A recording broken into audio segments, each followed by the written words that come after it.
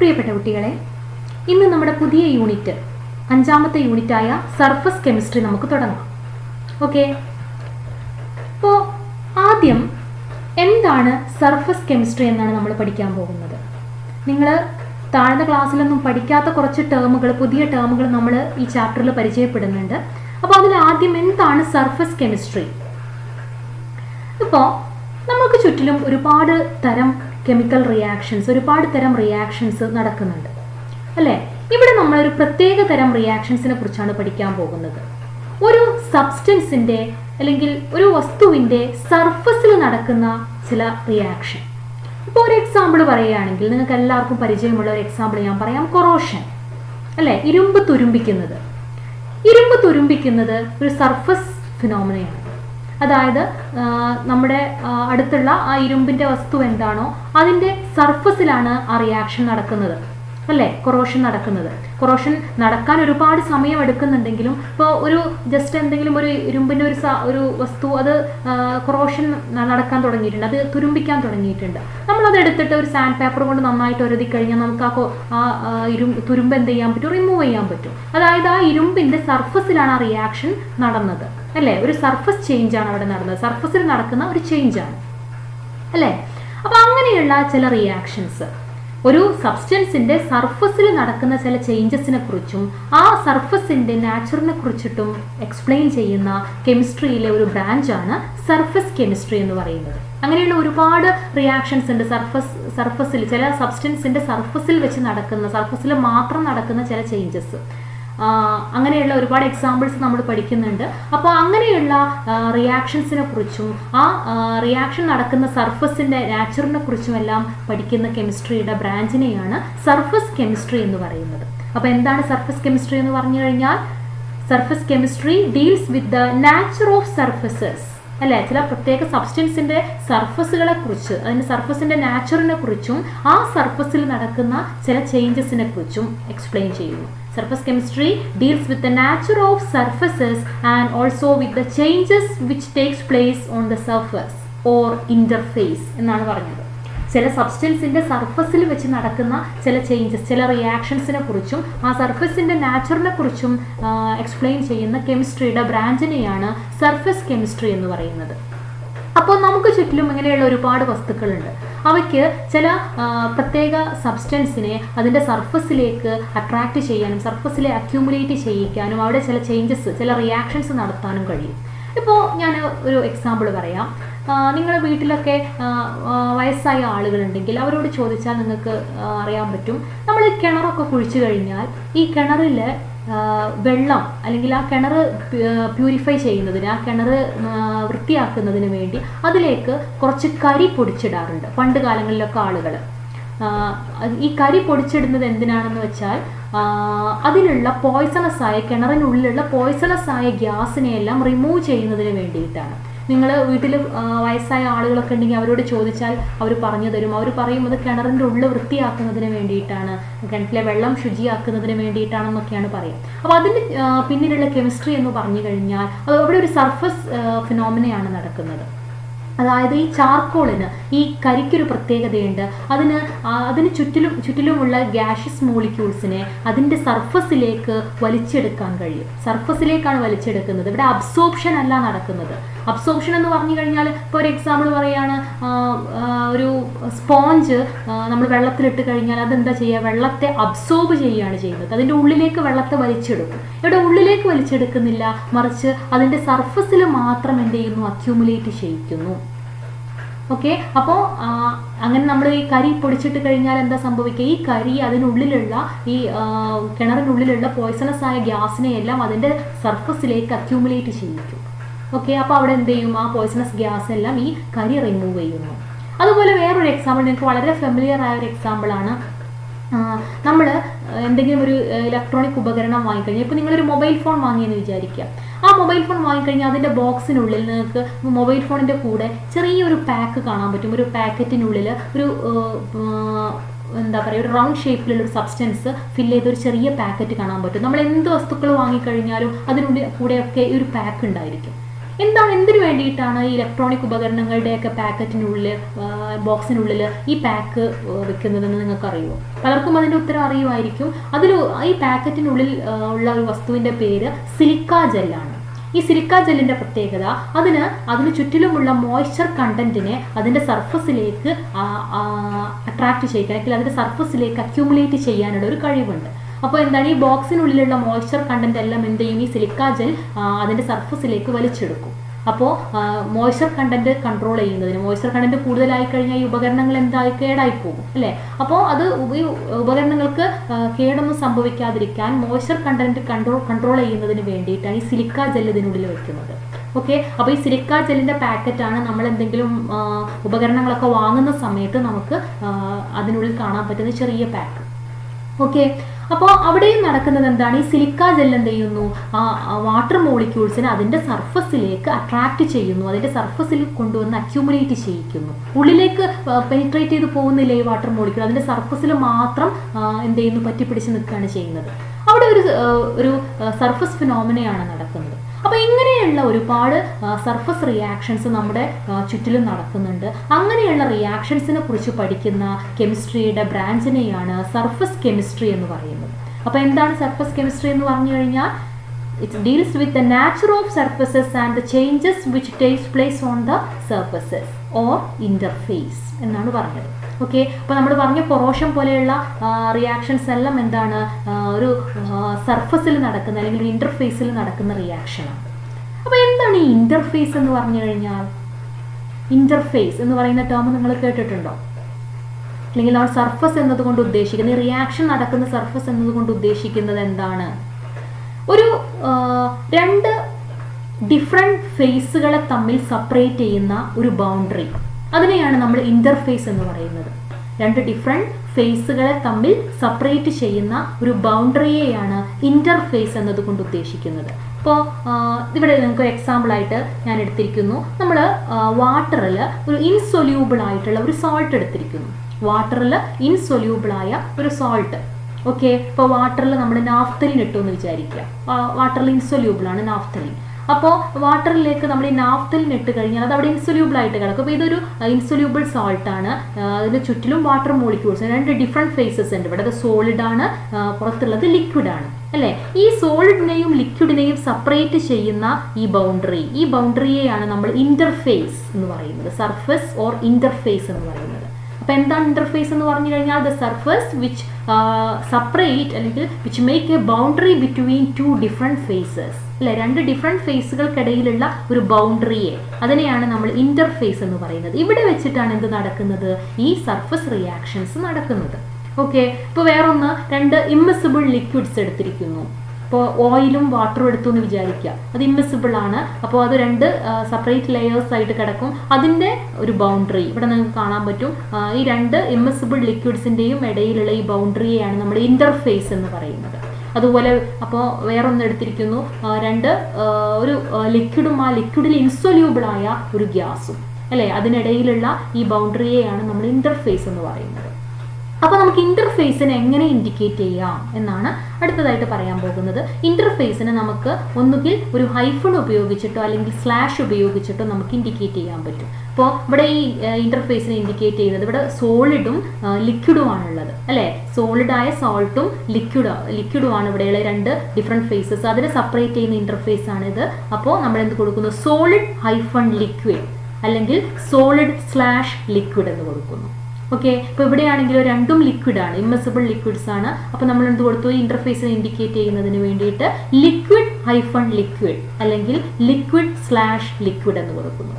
Okay, ഇനി ഇവിടെയാണെങ്കിലോ, ഇവിടെ ഗ്യാസും ലിക്വിഡും ആണുള്ളത്. അതിനിടയിലുള്ള ഈ ഇൻ്റർഫേസിനെ ഇൻഡിക്കേറ്റ് ചെയ്യാൻ ലിക്വിഡ് ഹൈഫൺ ഗ്യാസ് അല്ലെങ്കിൽ ലിക്വിഡ് സ്ലാഷ് ഗ്യാസ് എന്ന് കൊടുക്കുന്നു. ഓക്കെ, അപ്പോൾ എന്താണ് ഇൻ്റർഫേസ് എന്ന് മനസ്സിലാക്കിയല്ലോ. ഇനി അടുത്തതായിട്ട് നമുക്ക് ഈ സർഫസ് കെമിസ്ട്രിയിലെ കുറച്ച് പുതിയ ടേമുകൾ പരിചയപ്പെടാനുണ്ട്. പുതിയ കുറച്ച് ടേമുകൾ. അതിൽ ഇപ്പോൾ എന്താണ് സർഫസ് കെമിസ്ട്രി എന്ന് നമ്മൾ പറഞ്ഞു. ചില സോളിഡ് അല്ലെങ്കിൽ ചില ലിക്വിഡിന് എന്ത് ചെയ്യുന്നു, ചില മോളിക്യൂൾസിന് അതിൻ്റെ സർഫസിലേക്ക് അട്രാക്റ്റ് ചെയ്യാനും അവിടെ കൊണ്ടുവന്ന് അക്യൂമുലേറ്റ് ചെയ്യിക്കാനും കഴിയും അല്ലേ. അങ്ങനെ അവിടെ വെച്ച് നടക്കുന്ന ചില റിയാക്ഷൻസിനെയാണ് നമ്മൾ സർഫസ് കെമിസ്ട്രിയിൽ എക്സ്പ്ലെയിൻ ചെയ്യുന്നത്. അപ്പോൾ ഇവിടെ നമ്മൾ ആദ്യമായി പഠിക്കാൻ പോകുന്ന ടേമാണ് അഡ്സോർപ്ഷൻ. എന്താണ് അഡ്സോർപ്ഷൻ? ഓക്കെ, അപ്പോൾ അഡ്സോർപ്ഷനെ കുറിച്ച് നമ്മൾ ഇപ്പം ഞാൻ നേരത്തെ നിങ്ങൾക്ക് ഒരു എക്സാമ്പിൾ പറഞ്ഞു തന്നു. നമ്മൾ എന്തെങ്കിലും ഇലക്ട്രോണിക് ഉപകരണങ്ങൾ വാങ്ങുന്ന സമയത്ത് അതിൽ ഉണ്ടാകുന്ന ഒരു ചെറിയ പാക്കറ്റിനെ കുറിച്ച്, സിലിക്ക ജെല്ല് ഫില്ല് ചെയ്ത ഒരു പാക്കറ്റ് അല്ലേ. അവിടെ സിലിക്ക ജെല്ലിൻ്റെ റോൾ എന്താണ്? സിലിക്ക ജെല്ല് അവിടെയുള്ള മോയ്സ്ചർ കണ്ടന്റിനെ എന്ത് ചെയ്യുന്നു, അതിൻ്റെ സർഫസിലേക്ക് അക്യൂമുലേറ്റ് ചെയ്യിക്കുന്നു. അതായത് മോയ്സ്ചർ കണ്ടന്റിനെ കൺട്രോൾ ചെയ്തിട്ട് ആ ഉപകരണത്തെ എന്ത് ചെയ്യുന്നു, കേടാവാതെ പ്രൊട്ടക്റ്റ് ചെയ്യുകയാണ് ചെയ്യുന്നത് അല്ലേ. അപ്പോൾ അവിടെയുള്ള വാട്ടർ മോളിക്യൂൾ, അവിടുത്തെ അറ്റ്മോസ്ഫിയറിലുള്ള വാട്ടർ മോളിക്യൂളിനെ എന്ത് ചെയ്യുന്നു, ഈ സിലിക്ക ജെല്ല് അതിൻ്റെ സർഫസിലേക്ക് അട്രാക്റ്റ് ചെയ്ത് അതിൻ്റെ സർഫസിൽ അക്യൂമുലേറ്റ് ചെയ്യിക്കുന്നു. ആ പ്രോസസ്സിന് പറയുന്ന പേരാണ് അഡ്സോർപ്ഷൻ. എന്താണ്? ചെറിയ ഒരു വേർഡ്, ആ വേർഡിലുള്ള ഒരു അക്ഷരം മാറിക്കഴിഞ്ഞാൽ നമുക്ക് അതിൻ്റെ മീനിങ് തന്നെ മാറിപ്പോകും. ശ്രദ്ധിക്കുക, അഡ്സോർപ്ഷൻ ആണ്. എന്താണ് അഡ്സോർപ്ഷൻ എന്ന് പറഞ്ഞു കഴിഞ്ഞാൽ the accumulation of molecular species at the surface rather than in the bulk of the solid or liquid is termed as adsorption. ഒരു സോളിഡിൻ്റെ അല്ലെങ്കിൽ ഒരു ലിക്വിഡിൻ്റെ സർഫസിൽ ചില മോളിക്യൂൾസ് വന്ന് അക്യൂമുലേറ്റ് ചെയ്യുന്ന പ്രോസസ്സിന് പറയുന്ന പേരാണ് അഡ്സോർപ്ഷൻ. അപ്പോൾ അഡ്സോർപ്ഷന് വേറെ ഒരു എക്സാമ്പിൾ നമുക്ക് നോക്കാം.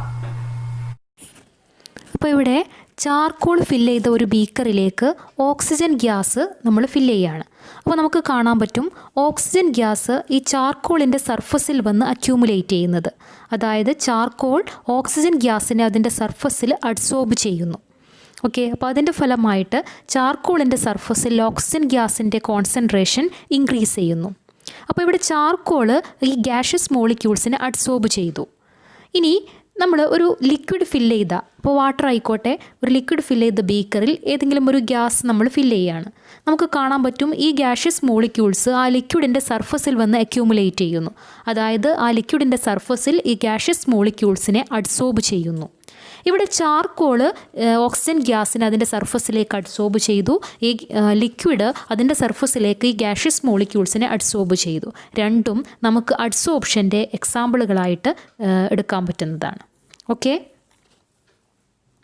സോളിഡിൻ്റെയോ അല്ലെങ്കിൽ ഒരു ലിക്വിഡിൻ്റെയോ സർഫസിൽ ചില മോളിക്യൂൾസ് വന്ന് അക്യൂമുലേറ്റ് ചെയ്യുന്ന പ്രോസസ്സ്, അതിൻ്റെ സർഫസിൽ വന്നിട്ടാണ് അക്യൂമുലേറ്റ് ചെയ്യുന്നത്. അത് അതിൻ്റെ ഉള്ളിലേക്ക് പെനിട്രേറ്റ് ചെയ്ത് പോകുന്നില്ല, അല്ലെങ്കിൽ അതിൻ്റെ ഉള്ളിൽ മുഴുവനായിട്ടും ഡിസ്ട്രിബ്യൂട്ട് ചെയ്യുന്നില്ല, അതിൻ്റെ സർഫസിൽ മാത്രമാണ് ഇത് അക്യൂമുലേറ്റ് ചെയ്യുന്നത്. അങ്ങനെയുള്ള പ്രോസസ്സിന് പറയുന്ന പേരാണ് അഡ്സോർപ്ഷൻ. ഓക്കെ, അപ്പോൾ ഇനി നമുക്ക് അഡ്സോർപ്ഷനുമായിട്ട് റിലേറ്റ് ചെയ്തിട്ടുള്ള രണ്ട് ടേമുകളാണ് പഠിക്കാനുള്ളത്. അഡ്സോർബൻറ്റും അഡ്സോർബേറ്റും. അഡ്സോർബൻറ്റും അഡ്സോർബേറ്റും. എന്തിൻ്റെ സർഫസിലാണോ അഡ്സോർപ്ഷൻ നടക്കുന്നത് ആ സബ്സ്റ്റൻസിനെയാണ് നമ്മൾ അഡ്സോർബൻറ്റ് എന്ന് വിളിക്കുന്നത്. അതായത് the substance on the surface of which adsorption takes place is called adsorbent. ഇനി ഏത് മോളിക്യൂളാണോ വന്ന് അഡ്സോർബ് ചെയ്യുന്നത് അതിനെയാണ് നമ്മൾ അഡ്സോർബേറ്റ് എന്ന് വിളിക്കുന്നത്. ഏത് മോളിക്യൂളാണോ അഡ്സോർബൻറ്റിൻ്റെ സർഫസിൽ വന്ന് അഡ്സോർബ് ചെയ്യുന്നത് അതിനെയാണ് നമ്മൾ അഡ്സോർബേറ്റ് എന്ന് വിളിക്കുന്നത്. അപ്പോൾ നമ്മൾ നേരത്തെ പറഞ്ഞ എക്സാമ്പിളിൽ ചാർക്കോളിനെ നമുക്ക് അഡ്സോർബൻ്റായിട്ടും ഓക്സിജൻ മോളിക്യൂളിനെ അഡ്സോർബേറ്റായിട്ടും എടുക്കാം. അപ്പോൾ എന്താണ് അഡ്സോർബൻ്റ് എന്ന് പറഞ്ഞു കഴിഞ്ഞാൽ the substance on the surface of which adsorption takes place is called adsorbent. അല്ലേ, ഏത് സബ്സ്റ്റൻസിൻ്റെ സർഫസിലാണോ അഡ്സോർപ്ഷൻ നടക്കുന്നത് അതിനെയാണ് നമ്മൾ അഡ്സോർബൻ്റ് എന്ന് പറയുന്നത്. അല്ലേ, അപ്പോൾ അഡ്സോർബൻറ്റിൻ്റെ എക്സാമ്പിളാണ് ഇപ്പോൾ നമ്മൾ കണ്ടത് പൗഡേർഡ് ചാർക്കോൾ. അതുപോലെ നമ്മൾ നേരത്തെ പറഞ്ഞ എക്സാമ്പിളിൽ സിലിക്ക ജെല്ലിൻ്റെ സർഫസിലേക്ക് വാട്ടർ മോളിക്യൂൾസ് വന്ന് അഡ്സോർബ് ചെയ്യുന്നു. അപ്പോൾ ഇവിടെ എന്തിൻ്റെ സർഫസിലാണ് അഡ്സോർപ്ഷൻ നടക്കുന്നത്? സിലിക്ക ജെല്ലിൻ്റെ സർഫസിലാണ് അഡ്സോർപ്ഷൻ നടക്കുന്നത്. അതുകൊണ്ട് സിലിക്ക ജെല്ലിനെ നമുക്കൊരു അഡ്സോർബൻ്റ് ആയിട്ട് എടുക്കാം. അല്ലേ, പൗഡേർഡ് ചാർക്കോളിനെ നമുക്കൊരു അഡ്സോർബൻ്റ് ആയിട്ട് എടുക്കാം. The substance which get adsorbed on any surface is called adsorbate. അല്ലേ, ഒരു സർഫസിൽ വന്ന് അക്യൂമുലേറ്റ് ചെയ്യുന്ന മോളിക്യൂൾ ഏതാണോ അതിനെയാണ് നമ്മൾ അഡ്സോർബേറ്റ് എന്ന് പറയുന്നത്. അല്ലേ, അഡ്സോർബൻറ്റിൻ്റെ സർഫസിൽ വന്ന് അഡ്സോർബേറ്റ് ചെയ്യുന്ന അല്ലെങ്കിൽ അക്യൂമുലേറ്റ് ചെയ്യുന്ന സ്പീഷീസിനെയാണ് നമ്മൾ അഡ്സോർബേറ്റ് എന്ന് പറയുന്നത്. അപ്പോൾ എന്തായിരുന്നു നമ്മൾ എക്സാമ്പിൾ എന്തായിരുന്നു? ചാർക്കോളിൽ വന്ന് അഡ്സോർബ് ചെയ്യുന്നത് ചില ഗ്യാഷ്യസ് മോളിക്യൂൾസ് അല്ലെങ്കിൽ ഓക്സിജൻ ഗ്യാസ് ആണ് അഡ്സോർബ് ചെയ്യുന്നത്. അപ്പോൾ അവിടെ അഡ്സോർബേറ്റ് ആയിട്ട് ആക്ട് ചെയ്യുന്നത് ആരാണ്? ഈ ഗ്യാഷ്യസ് മോളിക്യൂൾസ് അല്ലെങ്കിൽ ഓക്സിജൻ ഗ്യാസ് ആണ് അഡ്സോർബേറ്റ് ആയിട്ട് ആക്ട് ചെയ്യുന്നത്. സിലിക്ക ജെല്ലിൻ്റെ സർഫസിൽ വന്നിട്ട് അഡ്സോർബ് ചെയ്യുന്ന അഡ്സോർബേറ്റ് ഏതാണ്? അത് വാട്ടർ മോളിക്യൂളാണ്. അല്ലേ? അപ്പോൾ ഇവിടെ വാട്ടർ മോളിക്യൂളിനെ നമുക്ക് അഡ്സോർബേറ്റ് ആയിട്ട് കൺസിഡർ ചെയ്യാം, അതുപോലെ ഓക്സിജൻ ഗ്യാസിനെ നമുക്ക് അഡ്സോർബേറ്റ് ആയിട്ട് പരിഗണിക്കാം. ഓക്കെ, അപ്പോൾ എന്താണ് adsorbate? The substance which get adsorbed on any surface is called adsorbate. ഇനി അടുത്തതായിട്ട് നമുക്ക് പഠിക്കാനുള്ളത് ഡിസോർപ്ഷൻ ആണ്. ഡിസോർപ്ഷൻ. അഡ്സോർബ് ചെയ്ത മോളിക്യൂളിനെ അതിൻ്റെ സർഫസിൽ നിന്ന് റിമൂവ് ചെയ്യുന്ന പ്രോസസ്സിന് പറയുന്ന പേരാണ് ഡിസോർപ്ഷൻ. അതായത് removal of adsorbed species from the surface of an adsorbent. ഇത് അഡ്സോർപ്ഷൻ്റെ റിവേഴ്സ് പ്രോസസ്സാണ്, അല്ലേ? ഡിസോർപ്ഷൻ നടത്തുന്നതിന് വേണ്ടി നമുക്ക് ടെമ്പറേച്ചർ ഇൻക്രീസ് ചെയ്യാം, അല്ലെങ്കിൽ പ്രഷർ റെഡ്യൂസ് ചെയ്യുകയും ചെയ്യാം. അപ്പോൾ ഡിസോർപ്ഷൻ നടത്താനുള്ള 2 മെത്തേഡുകൾ എന്തൊക്കെയാണ്? ഹീറ്റിങ്ങും റെഡ്യൂസിങ് പ്രഷറുമാണ് ഡിസോർപ്ഷനെ ഫേവർ ചെയ്യുന്ന 2 കാര്യങ്ങൾ. അപ്പോൾ എന്താണ് ഡിസോർപ്ഷൻ എന്ന് പറഞ്ഞു കഴിഞ്ഞാൽ? The removal of adsorbed substance from the surface is called desorption, അല്ലേ? ഒരു അഡ്സോർബ് ചെയ്ത സബ്സ്റ്റൻസിനെ അതിൻ്റെ സർഫസിൽ നിന്ന് റിമൂവ് ചെയ്യുന്ന പ്രോസസ്സിന് പറയുന്ന പേരാണ് ഡിസോർപ്ഷൻ. അതായത് അഡ്സോർപ്ഷൻ്റെ നേരെ ഓപ്പോസിറ്റ് പ്രോസസ്സ്, അതിൻ്റെ റിവേഴ്സ് പ്രോസസ്സ്, അല്ലേ? അഡ്സോർബ് ചെയ്ത മോളിക്യൂളിനെ ആ സർഫസിൽ നിന്ന് റിമൂവ് ചെയ്യിക്കുന്ന പ്രോസസ്സ്, അല്ലേ? അപ്പോൾ ഏതൊക്കെ രീതിയിൽ നമുക്ക് ഡിസോർപ്ഷൻ നടത്താമെന്നാണ് നമ്മളിപ്പോൾ കണ്ടത്. ഒന്നുകിൽ എന്ത് ചെയ്യുക, നന്നായിട്ട് ചൂടാക്കുക, അല്ലേ? ഹീറ്റ് ചെയ്ത് കഴിഞ്ഞാൽ, അല്ലെങ്കിൽ എന്ത് ചെയ്യുക, നമ്മുടെ പ്രഷർ നന്നായിട്ട് കുറച്ച് കൊണ്ടുവന്നാലും നമുക്ക് ഡിസോർപ്ഷൻ നടത്താൻ പറ്റും. അപ്പോൾ ഡിസോർപ്ഷനെ ഫേവർ ചെയ്യുന്ന 2 കണ്ടീഷനാണ് heating or lowering of pressure. Okay, അപ്പോൾ എന്താണ് ഡിസോർപ്ഷൻ എന്ന് പഠിച്ചു. ഇനി അടുത്തതായിട്ട് നമുക്ക് പഠിക്കാനുള്ളത് സോർപ്ഷൻ. സോർപ്ഷൻ എന്ന് പറഞ്ഞു കഴിഞ്ഞാൽ ചില കേസിൽ നമുക്ക് അഡ്സോർപ്ഷനും അബ്സോർപ്ഷനും ഒരുമിച്ച് നടക്കുന്നതായിട്ട് കാണാൻ പറ്റും. അഡ്സോർപ്ഷനും അബ്സോർപ്ഷനും ഒരുമിച്ച് നടക്കുന്നു. അങ്ങനെയുള്ള പ്രോസസ്സിന് പറയുന്ന പേരാണ് സോർപ്ഷൻ. ഓക്കെ, അപ്പോൾ എന്താണ് അഡ്സോർപ്ഷൻ എന്ന് പറഞ്ഞു കഴിഞ്ഞാൽ? In some cases both adsorption and absorption takes place simultaneously. Such process are called sorption. അപ്പോൾ സോർപ്ഷൻ ഒരു എക്സാമ്പിൾ നമുക്ക് നോക്കാം. നമ്മൾ ഒരു ബീക്കറിൽ ഇങ്കും വാട്ടറും കൂടെ മിക്സ് ചെയ്തൊരു സൊല്യൂഷൻ എടുത്ത് അതിലേക്കൊരു വൈറ്റ് ചോക്ക് മുക്കി വെക്കുക. അതെടുത്ത് നോക്കിക്കഴിഞ്ഞാൽ ആ ചോക്കിൻ്റെ പുറം ഭാഗത്തായിട്ട് ആ ഇങ്കിൻ്റെ കളർ നമുക്ക് കാണാൻ പറ്റും. എന്നാൽ ആ ചോക്ക് മുറിച്ച് നോക്കിക്കഴിഞ്ഞാൽ അതിനുള്ളിൽ ആ ഇങ്കിൻ്റെ കളർ നമുക്ക് കാണാൻ പറ്റുന്നില്ല. മറിച്ച് അതിനുള്ളിൽ ഒരു നനഞ്ഞ ഭാഗം നമുക്ക് കാണാൻ പറ്റും. അതായത് ആ വാട്ടർ അതിനുള്ളിലേക്ക് പോയിരിക്കുന്നു. ഈ ഇങ്ക് ഈ ചോക്കിൻ്റെ പുറം ഭാഗത്ത് അഡ്സോർബ് ചെയ്തിരിക്കുന്നു, എന്നാൽ വാട്ടർ അതിൻ്റെ ഉൾഭാഗത്തേക്ക് അബ്സോർബ് ചെയ്തിരിക്കുന്നതായിട്ട് കാണാൻ പറ്റും. ഓക്കെ, അപ്പോൾ വാട്ടർ ഇവിടെ അബ്സോർബ് ചെയ്തു, ഇങ്ക് അഡ്സോർബ് ചെയ്തു, അല്ലേ? ഇവിടെ അപ്പോൾ എന്താണ് നടന്നത്? സോർപ്ഷനാണ് നടന്നത്. കാരണം അബ്സോർപ്ഷനും അഡ്സോർപ്ഷനും ഒരുമിച്ച് നടന്നിരിക്കുന്നു, അല്ലേ? ഇങ്ക്, അതായത് കളേർഡ് കോമ്പണൻറ്റിനെ അഡ്സോർബ് ചെയ്തിരിക്കുന്നു, വാട്ടർ അല്ലെങ്കിൽ അതിൻ്റെ സോൾവെൻറ്റിനെ എന്ത് ചെയ്തിരിക്കുന്നു? അബ്സോർബ് ചെയ്തിരിക്കുന്നു. അപ്പോൾ ഇത് സോർപ്ഷന് ഒരു എക്സാമ്പിളായിട്ട് നമുക്ക് പറയാൻ പറ്റും. അത് അബ്സോർപ്ഷൻ ആണ്. ഇത് നിങ്ങൾക്ക് എല്ലാവർക്കും ഫെമിലിയർ ആയ ഒരു ടേമാണ് അബ്സോർപ്ഷൻ എന്ന് പറഞ്ഞു കഴിഞ്ഞാൽ, അല്ലേ? നമ്മൾ ഒരുപാട് കണ്ടിട്ടുണ്ട് അബ്സോർബ് ചെയ്യുന്നത്. അപ്പോൾ ഇപ്പോൾ വളരെ ഫെമിലിയർ ആയ ഒരു എക്സാമ്പിൾ ഞാൻ പറയാം. നമ്മൾ നേരത്തെ പറഞ്ഞ കാര്യം തന്നെയാണ്. ഒരു സ്പോഞ്ച് നമ്മൾ എന്ത് ചെയ്യാണ്? ഒരു പാത്രത്തിൽ വെള്ളം എടുത്തിട്ട് അതിലേക്ക് ഒരു സ്പോഞ്ച് ഇട്ട് കഴിഞ്ഞാൽ എന്താ സംഭവിക്കുക? അവിടെ ആ സ്പോഞ്ച് ആ വാട്ടർ മോളിക്യൂൾസിനെ അല്ലെങ്കിൽ വാട്ടറിനെ എന്ത് ചെയ്യുന്നു? അബ്സോർബ് ചെയ്യുന്നു, അല്ലേ? ഇവിടെ അബ്സോർപ്ഷനും അഡ്സോർപ്ഷനും തമ്മിൽ എന്താണ് വ്യത്യാസം? അബ്സോർപ്ഷൻ എന്ന് പറഞ്ഞു കഴിഞ്ഞാൽ ആ വാട്ടർ മോളിക്യൂള് ആ ത്രൂ ഔട്ട് ആ സ്പോഞ്ച് കംപ്ലീറ്റ് ഉണ്ടായിരിക്കും. അതിൻ്റെ പുറത്ത് മാത്രമാണ് വാട്ടർ മോളിക്യൂൾസ് അറേഞ്ച് ചെയ്യുന്നത്, അല്ല അതിൻ്റെ ഉള്ളിലേക്കൊക്കെ അത് പെനിട്രേറ്റ് ചെയ്ത് പോകുന്നുണ്ട്, അല്ലേ? അപ്പോൾ ത്രൂ ഔട്ട് ആ സ്പോഞ്ച് കംപ്ലീറ്റ് ഈ വാട്ടർ മോളിക്യൂൾസ് ഡിസ്ട്രിബ്യൂട്ട് ചെയ്യുന്നു. അതിനെയാണ് അബ്സോർപ്ഷൻ എന്ന് പറയുന്നത്. അപ്പോൾ എന്താണ് അബ്സോർപ്ഷൻ എന്ന് പറഞ്ഞു കഴിഞ്ഞാൽ? It is the process in which the particle of gas or liquid get uniformly distributed through out the body, അല്ലേ? ഒരു സബ്സ്റ്റൻസിൻ്റെ മുഴുവനായിട്ട് ആ ബോഡി കംപ്ലീറ്റ് ആയിട്ട് എന്ത് ചെയ്യുന്നു? ആ മോളിക്യൂൾസ് ഡിസ്ട്രിബ്യൂട്ട് ചെയ്യുന്നു. എന്നാൽ അഡ്സോർപ്ഷനിൽ അങ്ങനെയാണോ? അഡ്സോർപ്ഷനിൽ എവിടെ മാത്രമേ ഉണ്ടായിരിക്കുള്ളൂ? അതിൻ്റെ സർഫസിൽ മാത്രമേ ഉണ്ടായിരിക്കുള്ളൂ.